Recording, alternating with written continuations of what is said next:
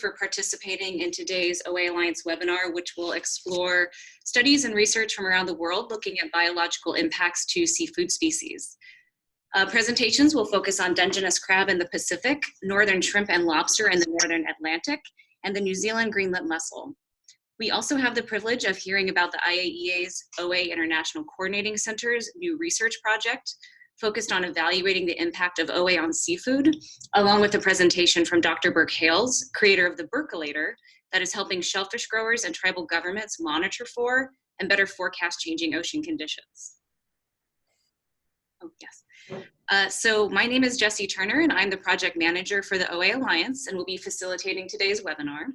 And I want to take a quick moment to acknowledge this time of deep uncertainty and transition. We hope that you and your loved ones and your communities are doing well and weathering this experience as best as possible. So like many of you, probably, I'm fortunate enough to be able to work from home and continuing to bring members of the Alliance together in this way. And as always, we here at the Alliance are super grateful for all that you do to advance this shared work together and largely to protect our ocean and all that depends on it. So I'm not going to go around the horn today with introductions. I will quickly, I will quickly give a rundown of our government members and partners who are on the line today, just so you can get a sense of the audience that you're speaking with.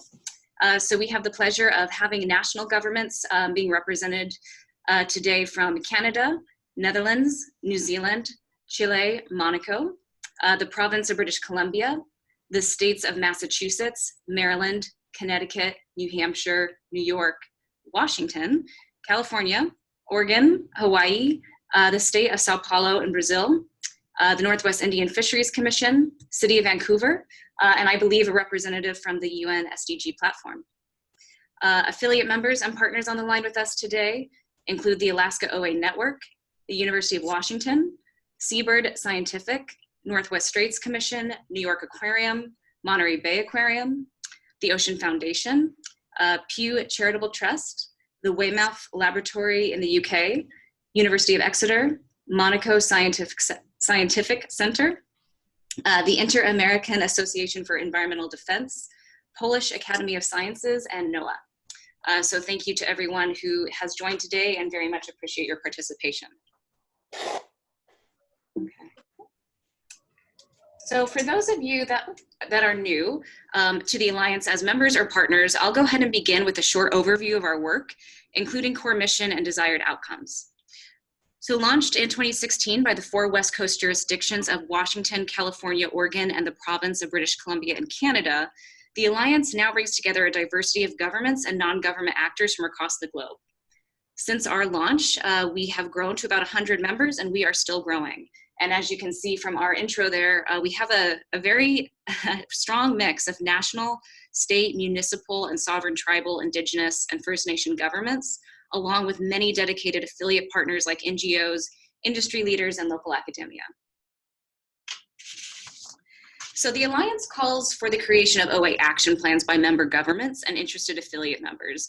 And we really want those action plans to do 5 things: advance scientific understanding, reduce causes and exacerbators of acidification, protect the environment and coastal communities from impacts, expand public awareness, and sustain international support for addressing this global problem. In our mind, OA action plans are meant to describe real, tangible actions that governments and affiliate members will take or are taking to respond to the threat of OA. The Alliance has an action plan toolkit which provides a little bit more prescriptive recommendations under these 5 categories and is available on our website in addition to more guidance about how to get started. I'm also very happy to share with you all that we will be releasing an updated and more interactive OA Action Plan Toolkit by June of this year as part of our voluntary commitment to the UN Ocean Conference and Sustainable Development Goal 14. We also keep in mind that not all OA action plans will have the same framework or structure, as there is no one-size-fits-all approach for governments thinking through how they will uniquely experience and respond to this issue. The Alliance made a commitment at the 2017 UN Ocean Conference to support the development of 15 action plans, and I'm pleased to say that we have met that goal. Or rather, I should say that you all have met that goal. Core outcomes of the Alliance include, as mentioned, the advancement of action plans, elevating OA within international and domestic climate agreements and other relevant frameworks. For us, this has traditionally meant working through the UNFCCC as well as the UN Sustainable Development Goal on Ocean. And then building this diverse coalition that you are all a part of, calling for action, including the need to drastically reduce carbon dioxide emissions. So today's webinar will explore studies and research from around the world looking at biological impacts to seafood species. Presentations will address questions like, how are culturally and economically significant seafood species being impacted by OA and other stressors, including warming and deoxygenation? How is science being prioritized to better examine these impacts? And importantly, how are we communicating findings to stakeholders, including government and non-government entities? I do want to note that these presentations obviously do not encapsulate or represent anywhere near the entire body of research focused on OA, ocean warming and deoxygenation impacts to species and ecosystems, but are meant just as a sampling for us today. So as you can see, we have a wonderful lineup of speakers, and I'm incredibly appreciative of their contribution today. As always, we are going to be a little bit limited on time, so I'm simply going to provide a quick overview of the agenda as you see it here. Speakers, please remember to unmute yourself when speaking, and unfortunately, you will need to say, next slide, when you're ready to advance, and I'll go ahead and advance that for you. We have about 50 minutes for 5 presentations, and I'd like to leave room for a few questions. So let's work hard to keep to our allotted time slots of about 8 minutes. I don't mind interrupting just to give a quick time reminder, and we'll follow up with a question or two as time allows. So without further ado, I am delighted to introduce you to Dr. Nina Bednarsik, Senior Scientist with the Southern California Coastal Water Research Project, to speak about her recent publication on Dungeness crab. And Nina, can you hear me okay? I can hear you well. Can you hear me? I can.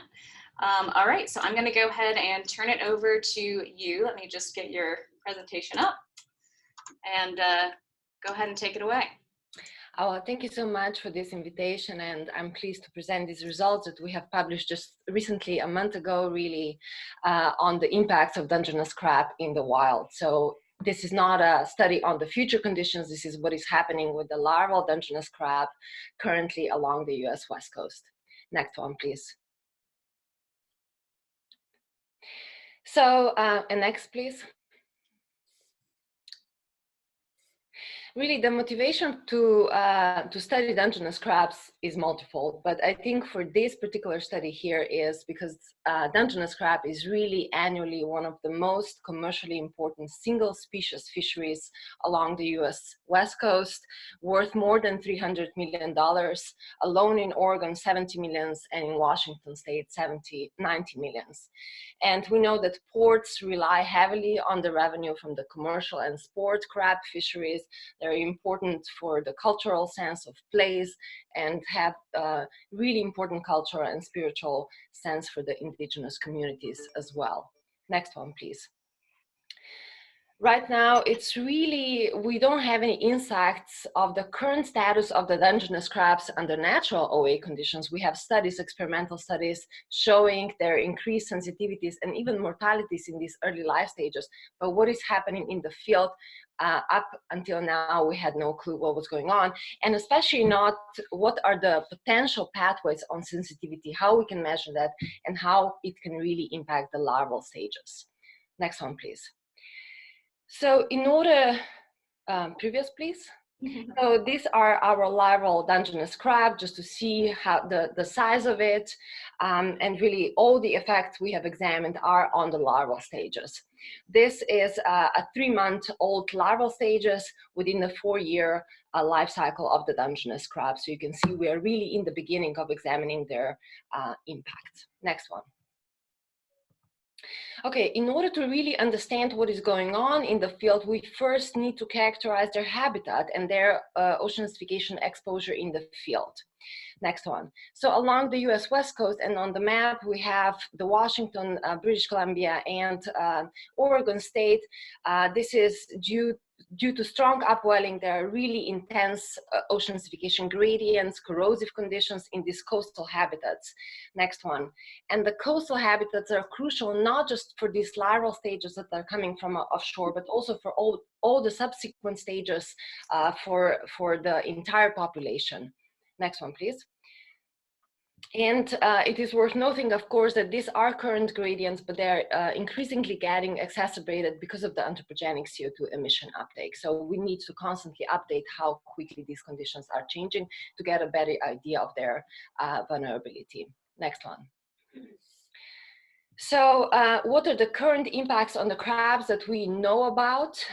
There are three pathways of sensitivity. The first one is that their exoskeleton starts dissolving. So we see this carapace damage under present conditions. So instead of having smooth surfaces, these larval crabs now have ridging structures, exposed crystals. We can actually see really severe cases of the exoskeleton dissolution. Next one, please. And such cases of dissolution are really unprecedented. We have not expected this to be happening already under the present conditions. Next.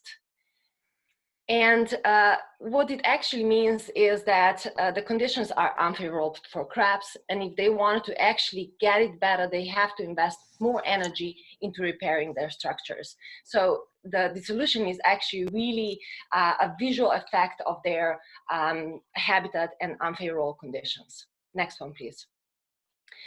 The secondary impact has to do with the loss of sensory receptors. As we can see on their claws, they have these mechanoreceptors that are important for sensory and behavioral functions.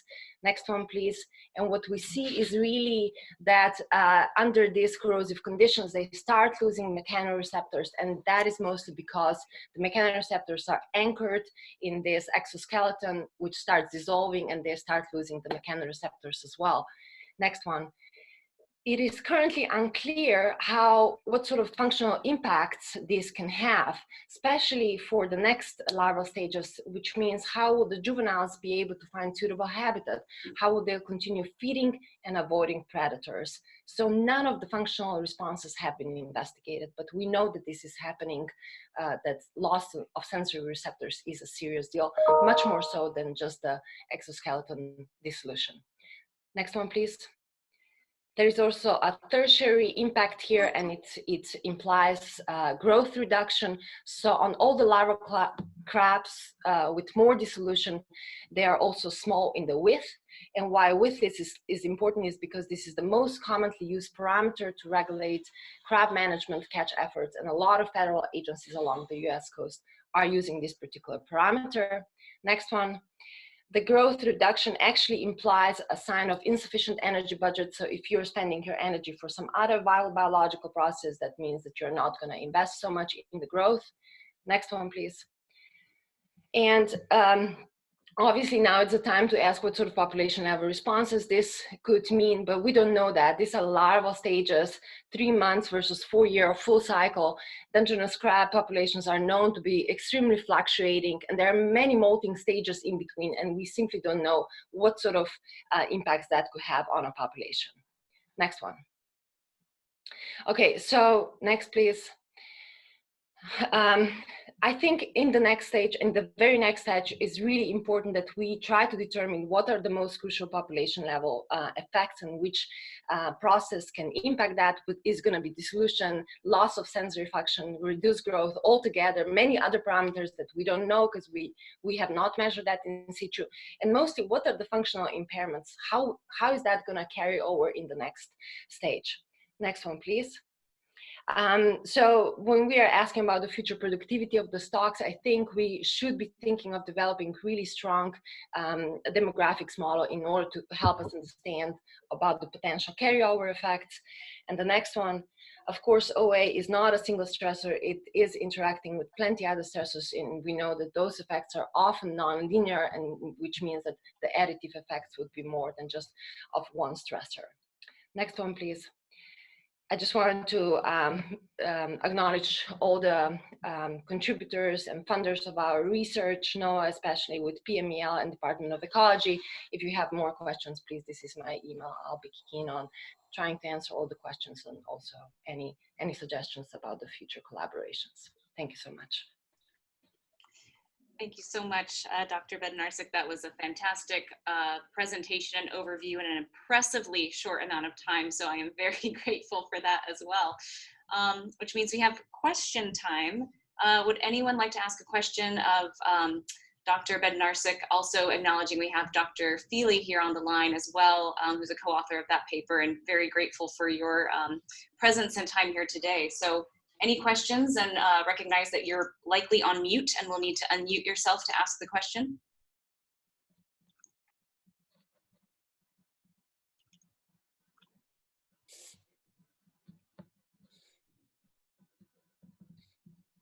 Okay, and Dr. Feely, anything that you'd like to add or comment on as far as next steps and anything from your work as well you'd like to suggest?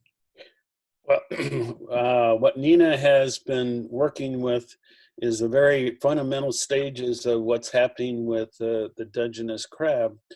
We have incorporated that information into some of our forecast models now, and have been working with the modelers to address the issues of the sensitivity of the organisms at their early life stages. And so that work is ongoing. Samantha Sailecki from the University of Connecticut is the lead on that. So there is a very strong effort to work between the observationalists and the modelers to develop some better understanding of the long-term impacts. Wonderful. Well, thank you both so much, and thank you, Nina, for that excellent presentation. So with that, we'll go ahead and keep rolling with our next speaker. Piero, can you hear me okay? Yeah, thank you. Thank you. Great. So we'll go ahead and move on over to looking at impacts to lobster and northern shrimp in the northern Atlantic. So I'll go ahead and get your presentation up here, Piero, and take it away. Thanks again for inviting me to participate to this webinar and be able to share our work with other colleagues. Please, next. So the focus of my presentation, as requested by the International Alliance, will be on the West Atlantic, so the eastern coast of the US and Canada, so to speak. Please, next. Which is an area, as you can see here, pointed by the green arrow, which is quite interested by cumulative impact, both of climate changes and fishing pressure. Please, next. Which will drive, in the next decades, a predicted loss in terms of biodiversity. You can see along the coast of the US, eastern US, New England, Newfoundland, Nova Scotia, and so on, going north. We can see this area being impacted by human activity and anthropogenic climate changes.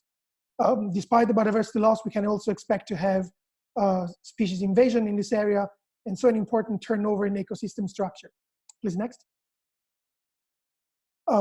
If you have a closer look at the regional climate structure, we can see that we can recognize three major areas, or more so to speak, water masses from south to north. We have a temperature region that is interested by warmer water conditions, then an intermediate area that we can call boreal, because it's a mix-up between southern current from the Gulf of Maine in the Gulf of the St. Lawrence, mixed with water from the Labrador current. And then more northward, Labrador and so north Canada, we can see subpolar conditions. The particular states of the Gulf of St. Lawrence and estuary are interesting because this area is already very dynamic from a thermal point of view and environmental point of view, but it's also changing very fast because of the changes in ratio of influence of these two currents, the warmer water from Maine becoming more important over the next few decades. Please, next. Of course, regional climate conditions also drive species distribution, which is the focus of our work.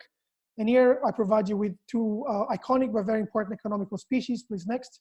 The northern shrimp, which is a cold adapted species, third most important for the fisheries in Canada, eastern Canada. And the American lobster, which is a more warm adapted species that is found more south although of course the two species overlap in part their distribution. What is important to consider that these species are also representative and important as an example of what more worm-adapted and more cold-adapted species will do in the next, in the near future, in response to a shifting climate. Please next. So the Alliance also asked me to provide a quick overview of the state of the art of the knowledge of responses of lobsters and northern shrimp to ocean acidification. So I started by providing one of the first study by Keppel in Italy in 2012, followed by the one by Waller from the Wally Lab in Maine, who, as a cumulative message, provide us with the idea that different life stages can respond very differently to ocean acidification in terms of carapace length growth, time of development, and survival. So next.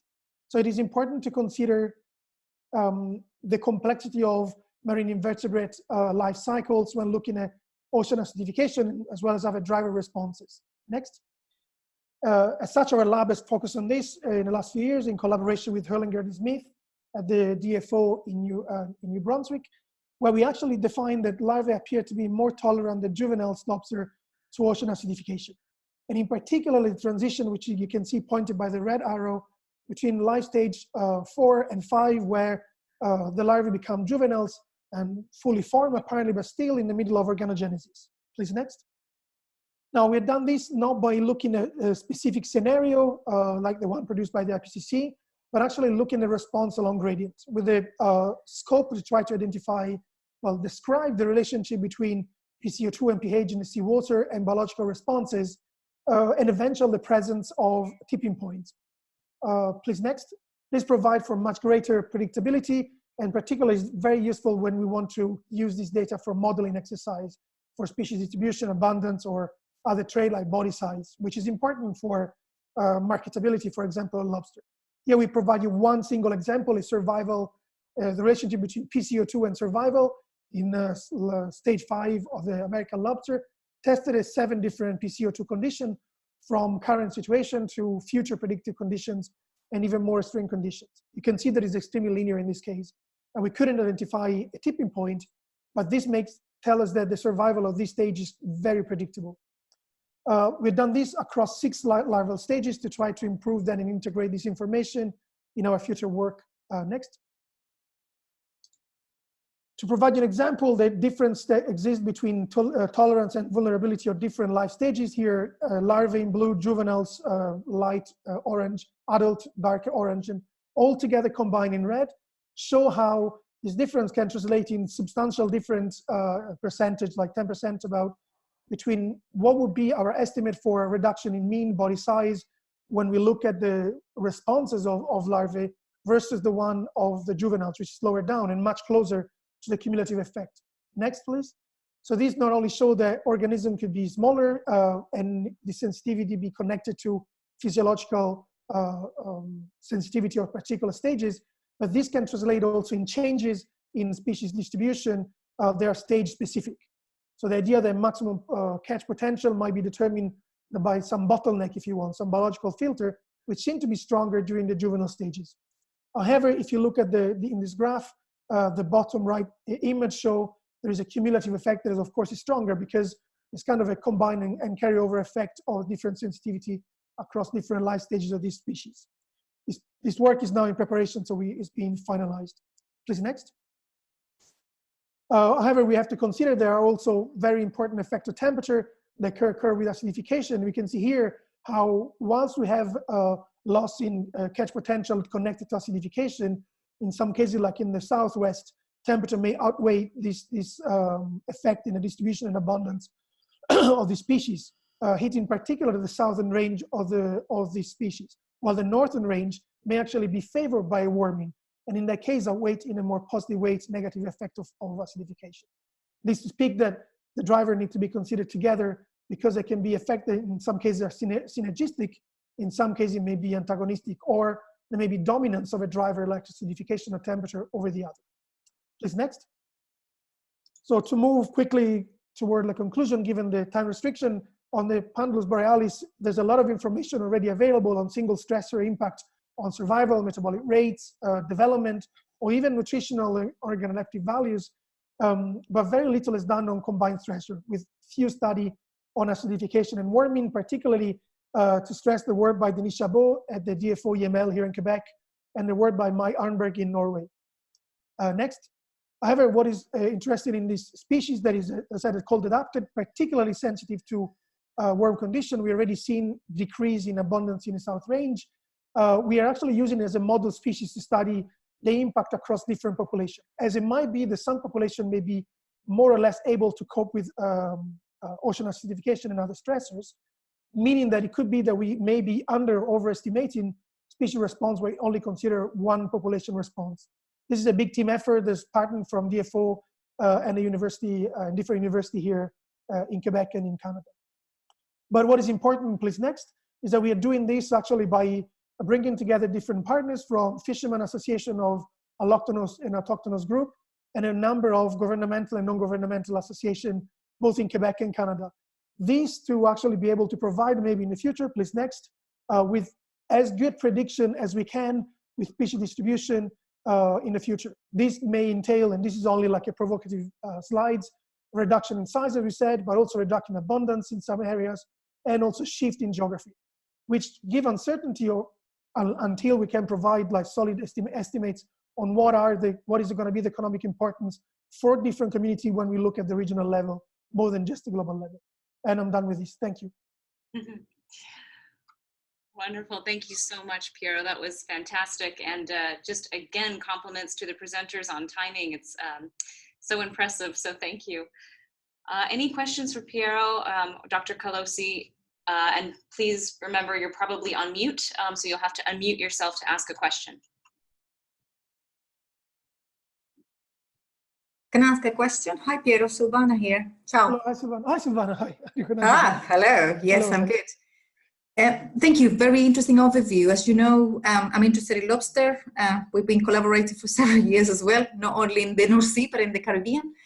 I'm interested in your approach because as ocean acidification and temperature will have an effect, what happens with the natural resources, so other competitors, food, I know you are interested in the environmental changes as well, and as we know, cumulative effects happen on a different types of levels. I wonder whether you can elaborate a little bit more on the overview as well, on the approach. On the approach. So the approach is normally bring together, if I understand correctly, like different academics and also governmental and non-governmental association to ensure that we actually can provide information that is useful for fishermen that respond to their question in the first place. In some time, we can stress some points that we find important to fishermen and to bring them to their attention. But with the idea that adaptation, socioeconomic adaptation, is just not changes in their purpose, but are conscious changes to adjust the way of doing things to provide advantage in a time of change. So then I learned this as adaptation. There's some choices the community can do. They have beneficial, beneficial effects, but unless they're done consciously as a response, then they're not defined by social scientists and adaptation. So in order to do this, we provide after the biographical predictions for distribution, abundance, and size as maximal potential equally. But then we have experts in social science and in economics to help us to translate this for the usage.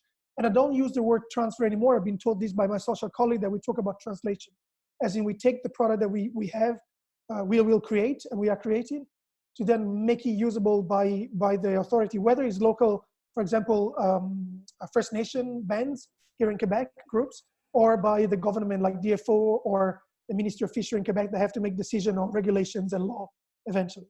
So in order to do translation, we don't have the expertise as biologists, but we have colleagues in social science that have that as the focus of their research activity and their daily activity. Do I answer your question in part? And yes, helpful. Thank you very much. I will share some literature that might be useful for your study. Thank you. Okay, thank you. And just one comment on this. Silvana and I were part, when I was in the UK, of the UK Ocean Acidification Consortium with Inspire, the work we did back then a few years ago to integrate and move on onto the social scale on this work. You might be acquainted with the work by Fernandez that was published in Fish and Fisheries in 2017 on integrating responses from physiology after the economical and employability consequences for UK community along the coast. Wonderful. Thank you, Piero. Thank you both, Silviana, for the great question, and Piero for the excellent presentation. Lovely. Well, we are just perfectly on time. So with that, I'd love to introduce Dr. Norman Ragg, who's joining us from Nelson, New Zealand this early morning for you, Norman, and thank you so much for your time, and it's lovely to be in your company, so to speak. Can you hear me okay? Kia ora, Jesse, and everybody. Yes, I can hear you fine. I hope you can hear me. Of course. All right, so we'll go ahead and cue you up and go ahead. Wonderful. Thank you for the opportunity to talk to you all. It's a real privilege. Lovely Thursday morning, early dawn in New Zealand.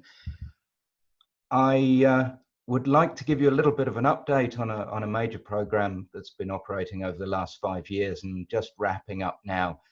And this is a very mussel-centric perspective on a larger program. So next slide, please. The program itself, this will essentially represent my acknowledgement slide, because I just want to recognize the vision of New Zealand government in really stepping back and saying we need some very fundamental grassroots ocean acidification research and capacity development in New Zealand, and provided significant funding for a significant program to be put together. Now, we're just changing the term from ocean to coastal acidification for the purposes of this project, giving this a more New Zealand-centric perspective. Yes, obviously we're interested and affected by ocean processes, but New Zealand's a small, periodically very wet country, and we recognize from that little graphic on the bottom right that very significant terrigenous processes, river runoff and anthropogenic processes that also influence our coastal pH and carbonate chemistry. Now, what this CARIM, Coastal Acidification Rate Impacts and Management Program, has had to do is essentially everything, which begins with the characterization of present-day carbonate chemistry in key sites, modeling and forecasting for the next century trajectory at those key sites, and then looking at the ecosystem impacts from primary production up to two key calcifying species, the New Zealand abalone, which I won't be talking about today, and the green shell mussel, which I will be talking about in just a second. Next slide, please. Important to contextualize the perspective that my team brings to this. This is our research facility, the Cawthron Aquaculture Park. The arrow on the right is pointing more or less to my physiology lab, and just emphasizes that we're working in a very aquaculture focused environment. So there's a natural primary production prejudice to this research. And out of interest, the arrow on the left there, that's SPAT-NZ. Our illustrious neighbors happen to be the world's largest mussel hatchery. So we've got a very strong breeding focus as well. And by the by, I'm currently in self-isolation in the valley, just in the background there. Next slide, please. So I'll introduce you very briefly to our magnificent mussel. This slide is just showing you the Perna canaliculus, our green-lipped mussel, kutu or kutai to New Zealand Maori, very important cultural species. And it's no coincidence this also happens to be New Zealand's #1 aquaculture export. The context for the current global situation has also been very interesting. This serves a largely commodity-based market, and so it's been relatively unimpacted by the financial and border closure situations over the last few weeks. So there's a certain amount of future proofing going on in a commercial sense. Next slide, please.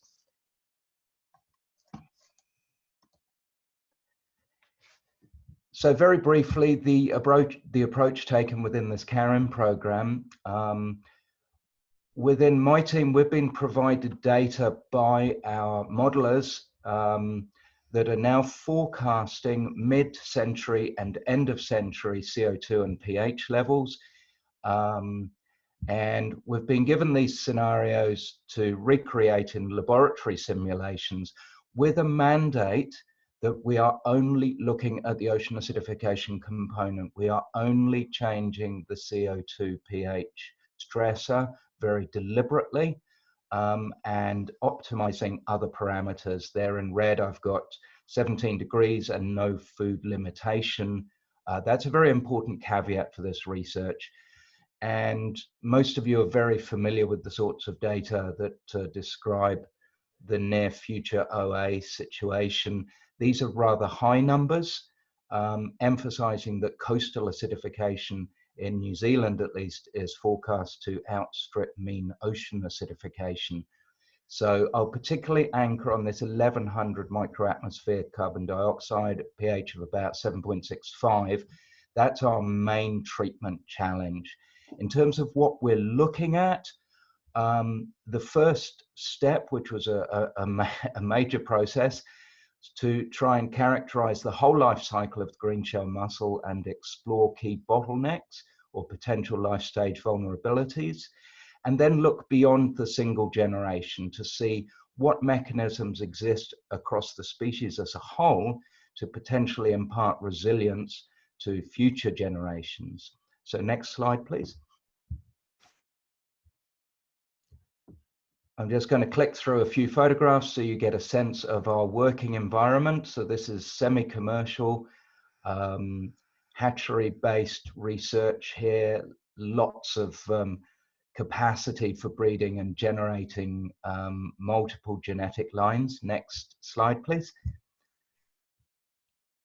And also, because we are an aquaculture facility, rather simple looking facilities for very long-term incubation of adult life stages. Next slide, please. The one important refinement to aquaculture focus here was to develop a simple in vitro assay for the first 48 hours of life, the embryo stages that are forming their first shell. This little tissue culture dish assay allowed us to have much more statistical replication and treatment. Next slide. So this is a work in progress. I've got 5 years of data to wade through over the next few weeks in lockdown. So there's a big draft stamp on any conclusions that I'm going to give you today are very much preliminary. It's just a perspective. Next slide, please. So busy slide, my apologies. This is just a graphic of the life cycle. Most people listening will have some sense of what this would look like. If you focus on the green ticks here, what this is telling us is that most life stages from 2 days onwards, these animals can live for many years. They mature at about 1.5 years old. After 2 days, they have a shell that can close. From that point onwards, they show remarkable resilience to what is actually quite an aggressive pH challenge that we're creating here. If we just have a little focus on these little hazard signs and the red text, now this identifies 2 key life sections where we should perhaps be a little bit more concerned. As with most bivalve studies, we're seeing that the first 48 hours of life, when these animals go from a fertilized egg to the first true veliger larvae that has a shell, excuse me, this can be quite challenging. However, despite the aggressive pH environment being created, we are not seeing an existential threat here. We're seeing a reduction in yield, reduced growth and survival, but it is just a reduction. And I'm going to talk a little bit more about this in just a second, but also just to highlight, because it has some correlation to the work that Piero has just introduced, where we see a surprising blip also showing up in juvenile stages. We would expect these stages to be quite resilient, and yes, they are, but they're also showing some biological signal which warrants a bit of further investigation. Next slide, please. Now, if we look, what I'm doing here is just isolating the first 48 hours of life here, the embryogenesis and first shell formation life stages. And now we're talking about these transgenerational effects. So what can the parents, in what ways can the parents potentially influence their offspring? So in a traditional Darwinian sense, we're very fortunate. We're able to tap into a large breeding program and ask this question quite thoroughly, creating nearly 100 new families. We're able to look at the genetic potential to confer some resilience to these vulnerable offspring. What we are seeing is no apparent genetic influence on the first 48 hours survival. However, what we do see is a heritable effect on the size of the shell that you get after 48 hours. That's very important because we subsequently then have a strong correlation between that size and the subsequent survival and performance through the larval stages. So it's a good predictor of ongoing success, and that does have some genetic control there. You've got a moderate heritability of about 0.33. For those of you that like the idea of Lamarckian non-genetic heritability, we were also very excited to see that exposing adult mussels during their gamete development, gonad development, to these future ocean acidification conditions also provided a conferral of resilience to the offspring through those first 48 hours. This is surprising and very complementary to that genetic signal. So in this case, it did help mitigate that reduced survival. These combined effects are not going to eliminate this sensitivity, but they're definitely showing that the species has some adaptive capabilities. Next slide, please. Thank you, Norman, and just giving a 1-minute warning. And I'm just wrapping up now. So just acknowledging the next steps. Clearly, this is a work in progress, and we've still got some good science to do. Happily, my team is very easy to find because they're all locked down in their houses, and therefore we're very focused on data analysis and publication at the moment. But with this heavy aquaculture prejudice that that my team's bringing into this research, we are very focused on the economic outreach here. The aquaculture sector in New Zealand is extremely engaged and has facilitated a lot of outreach opportunities. And we've already been able to partner up with our hatchery, with SPAT NZ, and embed this research into the commercial selective breeding program. And special acknowledgement to the OA Alliance and to the New Zealand Government Ministry for the Environment, who are in the process of leading us through the development of the New Zealand Government OA Action Plan, which I'm told is very, very nearly ready for circulation. And this kind of research and the relationships that are developed within this research have underpinned a significant portion of that plan development. So it's been a real privilege to be involved with that.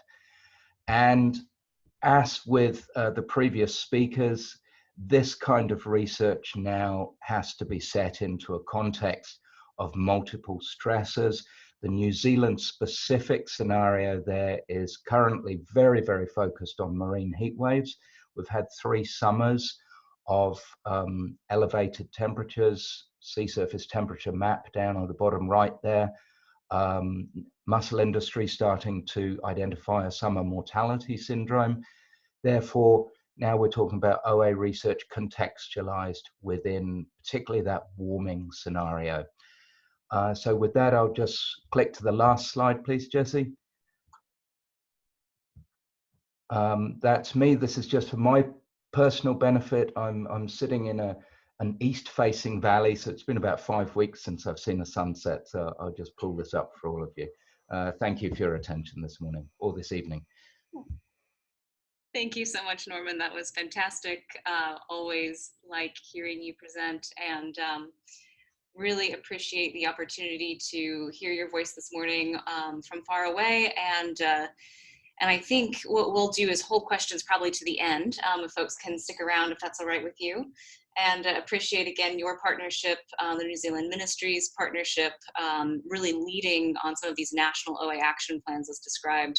So it's great to just have all of these connections start to connect these science and policy lines all the way through, and really appreciate your work in doing that. All right, Jessie. Okay, so with that, let's see here. Can I see if Mark, can you hear me okay, Mark? Yes, I can. Thank you. Wonderful. Well, I'm very excited to introduce you from the International Atomic Energy Agency, and specifically the Ocean Acidification International Coordinating Center. Many of you on the line are probably familiar with the IAEA's work on ocean acidification, but Mark will provide a quick overview for that context for those that are not. And very excited to hear about a new project that's being introduced by the IAEA looking at evaluating impact on several species. So Mark, I'll go ahead. I want to make sure I get this right. I think I just do this. Is that right? No, what do I do here? Go to view. Making it big. Here we go. Can do view. Okay, I think I do this. Yes. All right. All right, perfect. So good morning, good afternoon, and good evening for many of you. So I'm Marc Métian, I'm research scientist at the IAEA. This presentation will reflect a teamwork, basically from the IAEA lab in Monaco. So my section head, Peter Swarzensky, Lina Hanson, if you're familiar with OAICC, you're definitely familiar with Lina. Marine is also a new recruit, and Sam, and also the participants of this new effort. So next slide, please. So the first aspect is, of course, mentioning why IAEA is involved in the ocean acidification project, and this and how this started. So this, I know that most of you are familiar, but maybe I was asked to summarize that. So 8 years ago, there was this UN Rio +20 summits, and the IAEA launched the Ocean Acidification Coordination Center in response to the increased concern of his member states, and also based by the recommendation for our leading scientists. Next, please. And so the idea was really to, next, please. Yeah, so really to increase the need for internal coordination about this issue, and to try to build together a better understanding of the research, of the communication, and so on. So next slide, please. So we have this OAICC, Ocean Acidification Coordination Center, since 8 years now. You know the 3 pillars. So it's about building capacities, it's dissemination, and to motivate science around our member states. So next slide, please. We are really here for promoting the activity to help advance ocean acidification research, and most important, to try to help tomorrow's experts on ocean acidification. Next, please. So here it's a summary of the activity. So since 2012, we have almost 700 opportunity to build capacity across the world. 7 and 10 scientists have been trained from 69 countries, and more are about to be trained also. So we are still continuing our effort to that. Even again, like the other presentation, we also now to increase the importance of taking into account other stressors into account. But still, there's a need to focus on ocean acidification by itself, and we try to do our best to help scientists across the world to do that. Next slide, please. Yeah, so basically also why the IEA? Because we have an active lab doing research also, and especially in Monaco, we are doing some research, and I'm particularly involved in this, using nuclear application to complement other research existing in the world, because we have, as we see in the previous talk, we have great scientists across the world, but definitely our tools can be complementary and provide new insights into the issue of ocean acidification. Next slide, please. So here is basically a summary of the different approach. So the most common and known for the use of tracers and to try to understand the impact of ocean acidification is the use of calcium-45 to try to see how acidification, PCO2 or pH change can modify the calcification process. But also what we do more and more, we try to use other tracers to see how the intake of nutrient or essential element or the intake of contaminants can also be affected by the change of pH or PCO2. Next slide, please. I will just share a recent paper that has been done by a Turkish colleague that was doing an internship in our labs.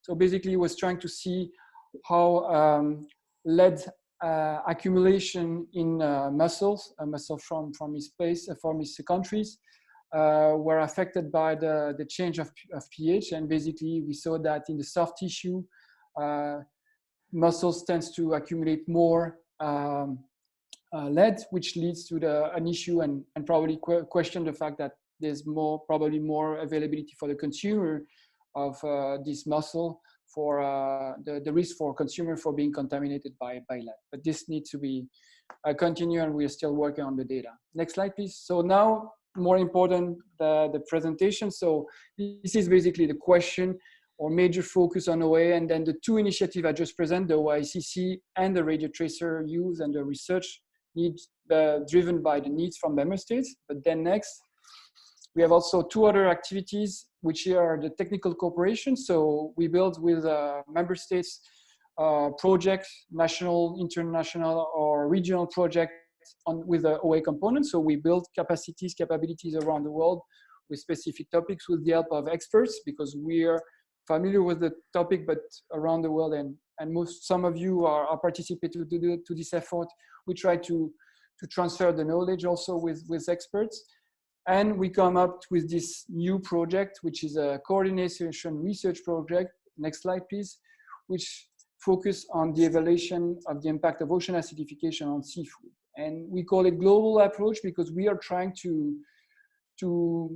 gather and to bring scientists from different places with different key seafood from their country, try to understand the effect of ocean acidification on a particular species, important economically for the countries. And we try also at the same time to explore adaptation strategy for either farm or aquaculture and food industry. Next slide, please. So specific objective. So the idea is to bring, and we have a nice group of scientists around the world that will collect and compare data from different species, sometimes from different order. I think we have more than 20 species that will be looked at within a group. Like for example, mussel, we have 5 different species, and we'll try to understand how and compare the data all together. So it's really a joint effort. I would like at this stage to recognize the effort of Sam to put that together with us. So it's Sam Dupont is contributing a lot with that, and of course the participants. They had a meeting in last August to brainstorm about this project, to come up with a same and unique protocol, and I will come up that on the next slide. So the idea is really to build the capacities, to get some data, to compare that together. So it's a new way of approaching and learning about ocean acidification impact on marine organisms, but in this case on seafood organisms. Next slide, please. So here are the map. is the map with all the partners around the world. So we have, in fact, 13 developing countries, member states participating, and we have 5 developed countries. So 5 labs that are helping us. They are doing also the exercise, and basically we are building capacity in the developing countries. So it's really a joint effort. It's a really nice setup, and we are really happy with the group we put together. So you can see there's a different place and different species. So if you are interested, I can give you the list of species, but basically the focus is, there's no real focus. We try to cover as much as possible. Important thing is the key seafood species or something that is economically important for the country that is local. So we have conch, we have fish, we have scallops, we have cephalopods, we have different species that are covered, and that was the strong point of this project. Next slide, please. Yeah, here is the different organizations that are involved. So there's within countries, there's also collaborative efforts. So we are really proud of this. The discussion that have been hosted in Sweden with some practical exercise and some discussion about these protocols have been really successful. Now, to be honest, we are a little bit annoyed because the starting point was like this month or a little bit earlier. So due to the circumstances, actual condition, it's a little bit tricky, but definitely it will be a really great project. Next slide, please. Yeah, so basically here, based on the experimental design that have been agreed upon with the group of participants, it will be a long-term effect on ocean acidification on their species, the national species they have selected. It will be a 6 months exposure. It will be done on the same way. So we have, right now, we are still reviewing the protocol, but basically it's already in a good shape. So everybody will use the same protocol.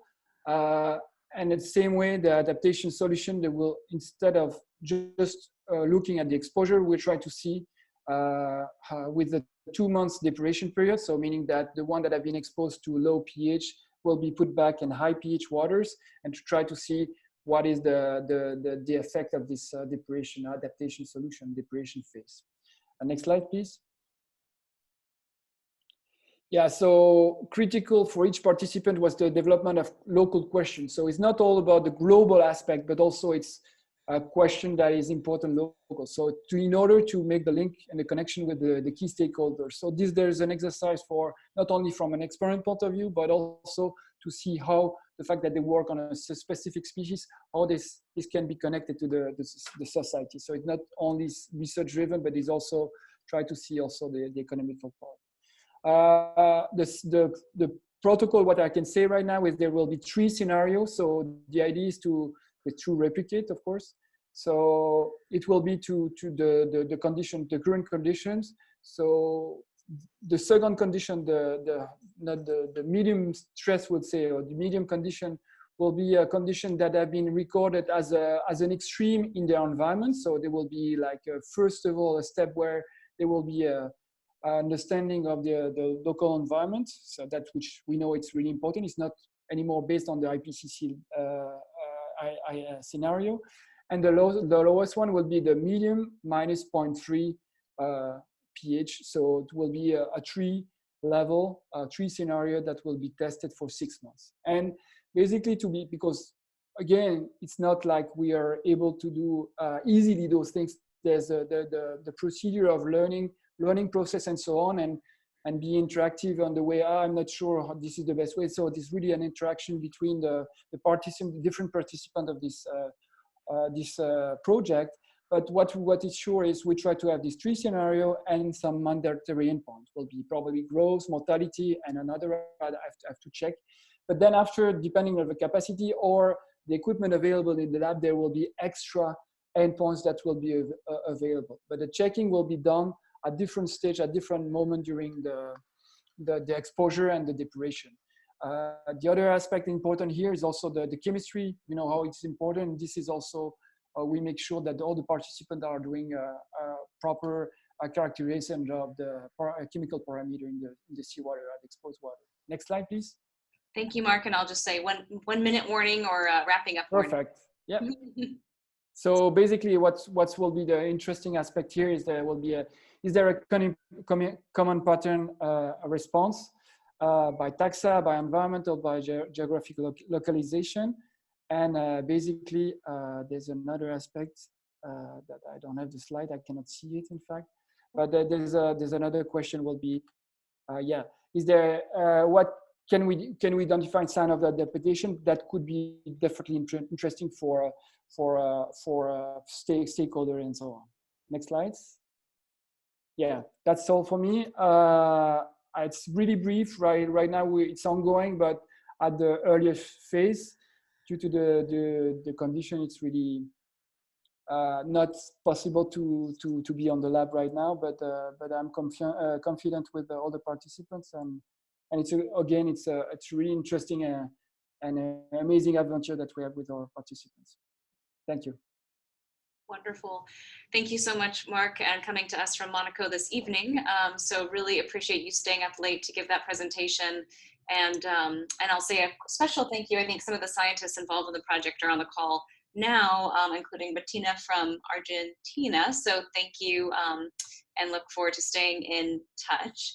And I'll quickly note, usually per our webinars, we'll be a little bit over time today, so I encourage everyone to stick around for about 8 more minutes or so. Professor Hales is going to give us an overview of the Berkelator in his namesake, but particularly an upcoming project focused on getting more of these mechanisms in place, partnering with seafood industries to encourage and enhance monitoring and forecasting. So again, beg your attention for about 8 more minutes or so, and Professor Hales, beg your apologies, I suppose, and looking forward to having you. I'll go ahead and get your slides up and take it.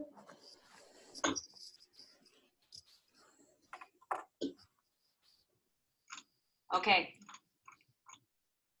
All right, so thanks everybody. So the Berkelator, I want to point out most importantly is that I did not come up with this name. It was coined by Mark Wiegert at Whiskey Creek Shellfish Hatchery, and my understanding is that he used it in a congressional testimony during the seed stock crisis that happened about 10 years ago. And it was almost a year before I'd actually heard that name. And I tried hard not to allow it to stay that way, but everyone calls these instruments that, and so I've kind of given up there. So what is a Berkelator? Well, it's an autonomous system that does both PCO2 and TCO2 measurement on either continuous flowing seawater or discrete samples.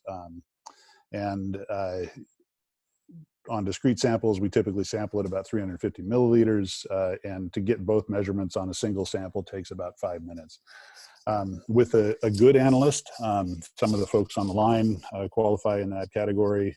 Certainly Wiley Evans, Jeff Abel down at Humboldt State have all achieved this. You can get effectively state-of-the-art accuracy and precision in these two measurements. With a less skilled analyst, you might sacrifice some of that in total CO2, but not so much in PCO2. And it turns out that if you're interested, next slide, please, is in determining other parameters of the system, such as pH, omega, or alkalinity. The sensitivity of those calculations to increased uncertainty in total CO2 are not large, particularly in ocean margin and certainly estuarine waters. PCO2 and TCO2 are our preferred measures of carbonate chemistry, because they have very, very little uncertainty associated with the change in state variables, temperature and salinity. We know exactly how these things change with regard to those parameters, which is an important distinction between pH and alkalinity, which have scale sensitivities, models of inclusion in terms of parameters that interact with those measurements in ocean margin waters that have got large state variability. So what we're showing there, the pictures are pictures of the benchtop system in the upper left, a representation of some real-time data. This is collected at the Alutiiq Pride hatchery in Seward, Alaska. And then in the picture in the lower right, that's our showerhead equilibrator system, where we bring the water in and do the equilibration to get the PCO2 measurement, and adjacent to that, but a little bit out of screen, is where we draw for the discrete or the continuous samples for the total CO2 analysis. Next slide. So the measurement approach, we take advantage of the really robust ability to measure gas phase CO2 with an infrared detector, and the Berkelator systems have relied on a reasonably affordable instrument that's made by Lycor, their 840 instrument, which has now been superseded by their 850 instrument. These are significantly less expensive than their very high resolution instrumentation. These instruments themselves cost a few $1,000s and are integrated into this system. With PCO2, we equilibrate gaseous headspace with the water. You can see in the little video going on there, that's the foamy air inlet into the equilibrator, where we get high bubble area and rapid gas exchange that equilibrates the circulated air with the CO2 content of the water. TCO2 is a different principle. We pull a small stream of water and establish a steady state mass balance by acidifying and stripping the CO2 out of that. Next slide, please. I'm going to show a couple of examples of the kinds of data that we can collect here. So these are measurements made as part of a discrete sampling program in cooperation with the Pacific Coast Shellfish Growers Association, and regular sampling in Willapa Bay at a spot in the bay that is known as the fattening line, because it's an optimum for nutrition of the oysters, but also retention of larvae. And this is over 4 years, from 2011 to 2014. And the primary measurements that you see there, the total CO2 in the third panel down and the PCO2 in the fourth panel down, those are the measurements directly made by the instrument itself. And I want to point out that, we have some fairly, what look like some fairly coherent relationships between things like TCO2 and salinity, but PCO2 looks, from a slide like this, you would think it might look noisy. And I'm going to show that that's probably actually real dynamics of the system that are just undersampled. If you go to the next slide, you can see the parameters that we calculate from those measured PCO2 and TCO2 measurements, and the alkalinity again looks highly coherent with salinity from the previous slide. pH and omega are the slides that are the parameters that we additionally calculate that we think have got potentially primary effect on larval bivalves. And what you see there is, again, these have got a lot of variability, which we think is real dynamics of the system. But if you look at the omega effect threshold that we established with some experimental work on oysters and mussels, that's at about 1.4, you can see that the bay is challenged, and only in sort of the late summer approaches or exceeds that threshold. The other thing that is really important to point out is that, particularly in coastal and estuarine settings, the simple coherence between parameters like pH and PCO2 with something like omega, which we of course can't directly measure, is not simple. And so there are, large variations for a given pH. If you take 7.8 or something like that, the variation in omega at pH of 7.8 is about a factor of 3. And so the uncertainty in omega from measuring pH by itself is really, really large. And so that's why we feel it's important to measure the completely constrained carbonate system. Next slide. So this is data from Whiskey Creek Shellfish Hatchery. This is where we initially deployed the system in response to the seed stock crisis in the late 2000s. And this is some data that just came out of my recently completed master's student, Will Fairchild's work. And what we're showing is 2 7-day periods. And the reason that we're showing short interval periods here is because we want to demonstrate is that there's actually very high variability, even on timescales down to the, sub-hourly, in the PCO2, which is the third panel down, and in the total CO2, which is the fourth panel down. And what we wanted to show is that there are these seasonally driven differences in the mechanistic variability in the system, right? So in the wintertime, we've got a really, really strong tidally driven signal in the system, and in the summer, where that tidal signal is mostly replaced by a diel signal. So these are our direct measurements on those 7-day periods. Next slide, please. And these are the calculated measurements, alkalinity, pH, and omega. And what you see is that these parameters, omega and pH, tend to be fairly minimally variable in the wintertime in comparison to the summertime, where we get very large amplitude signals on the diel. Next slide. And this is what a full year of data looks like, and maybe you can see the reason why I chose to expand the data, look at the expanded data initially, because when you look at, for example, PCO2, which is in the fifth panel down in the blue on the left-hand side, that high amplitude variability that we saw on the diel, that is nice and smooth and systematic, would almost fool you into thinking it was system noise, which it is not. And we think that's sort of what we were seeing with our discrete sampling at Willapa Bay. But what you can see is that you transition from a fairly low amplitude PCO2 variability in the wintertime to a very high amplitude PCO2 variability in the summertime, whereas TCO2 shifts from high amplitude variability in the wintertime, driven by tidal variations and freshwater changes, to a lower variability system in the summertime. And the parameters pH and omega have similar characteristics. They're lower variability, lower dynamics in the wintertime, and shift to these very high dynamic range systems in the summertime.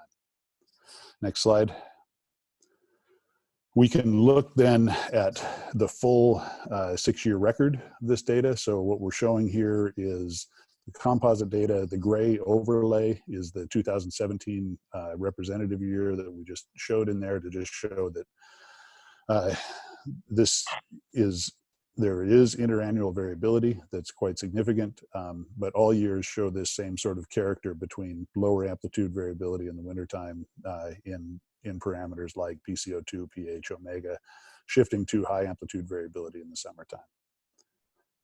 So that's more or less what we've got there. And I just wanted to point out that this decoupling between pH and omega, so next, please,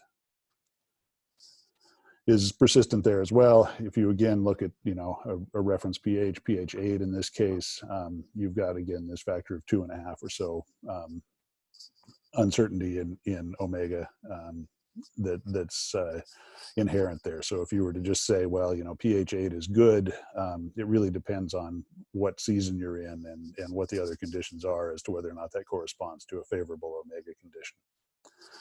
And that's all I wanted to present to you today. I think there may be questions that come out of this. Yes, thank you, Dr. Hales. One quick question for me, and then I know folks need to hop off, but I'll stand open for other questions if people can stay. Can you say a little bit more about, I understand that there was a partnership with Ocean Foundation looking to get more percolators to more hatcheries, or other partners. Can you say a little bit about what the plans are for that? Yeah, that's a little bit of a misrepresentation. So the percolator as an instrument does an awful lot of things for you that maybe not every aquaculturist needs, and it's a fairly expensive instrument in comparison to some of the other research grade instrumentation that's out there. It's not so bad, but in comparison to a small hatchery's operational budget, it's a pretty significant chunk of money. It's about $45,000 to purchase the supplies and manufacture and construct the system. What we're working on with the Ocean Foundation right now is 2 tools. One is a synthetic tool where we've built what we're calling a manipulator calculator that allows you to take measurements from a system that will allow you to constrain the carbonate chemistry, and then it will provide you with recipes for how to buffer the waters to reach the desired omega or pH conditions. And the users can dial in sort of any combination of parameters, you know, a set pH and a variable omega, or set PCO2 and a high omega, and this will give you the recipes for how to manipulate and buffer these water conditions with for example, soda ash and hydrochloric acid.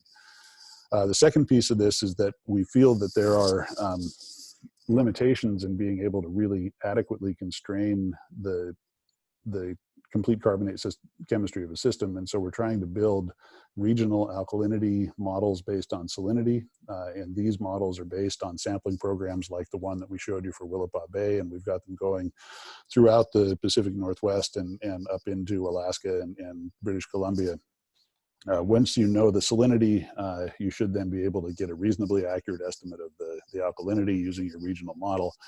And then we're building a small PCO2 measurement system that would ideally be something that you could actually treat like a sensor and put into your rearing tank, your larval production tanks.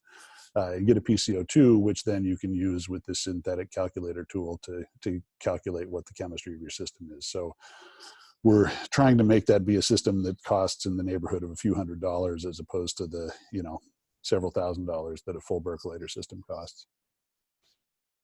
Great, thank you. Well, recognizing we are beyond time, but still have a captive audience so far, opening it to any questions of speakers that are still here, if folks have them. And again, appreciate everyone's attention today, going a little bit after. Burke, this is Dick Feely. Hey, Dick. Wonderful presentation. I noticed that the peak in the amplitude of the temperature occurred at a different time of year than the peak of the amplitude of the PCO2. Yeah, so you're talking about the Willapa Bay data? Yeah. Yeah. So, yeah. So this work is from a paper. I know the slide says it's from work that's in prep in 2015. It's actually out in Estuarine Continental Shelf Science and in 2016 or early 2017. And that's one of the really key points is that for larval success, you need warm enough temperatures to actually have a spawn happen. And then the larvae need to be spawned into water that has favorable chemistry for them to be able to form their shells without depleting their energy reserves. And currently, the warmer peak precedes the omega peak, and that's almost entirely an anthropogenic effect. If I didn't really feel we wanted to talk about the whole paper, but if you go back to the paper, we did the calculation and removed the anthropogenic effect on omega, and that effect is largest in the late spring and early summer. And so not only has the anthropogenic effect decreased omega overall, it has decreased it critically in the time of year when the thermal effect is most favorable. So we've gone from a system where omega and temperature favorability regimes were synchronous to one where they're asynchronous. And so the likelihood of you having both good temperature conditions and good omega conditions in Willapa Bay is really dramatically increased. Or, yeah, decreased, sorry. thank you. Great, thanks. Any other questions for Dr. Hales or other presenters?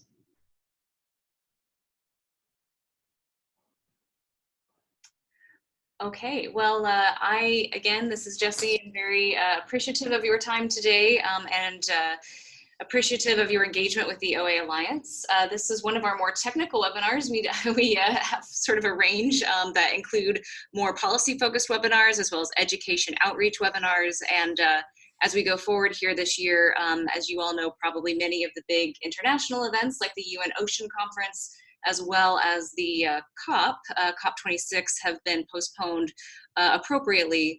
So we'll be giving some updates to members about how we are going to be engaging in those venues, continuing our commitments, and many of you all on the phone, in fact, representing different governments and affiliations will probably be part of that work. So very grateful to everyone for your time today. Sorry for sending last minute Zoom meeting link updates. and appreciate your patience and wishing you a good afternoon.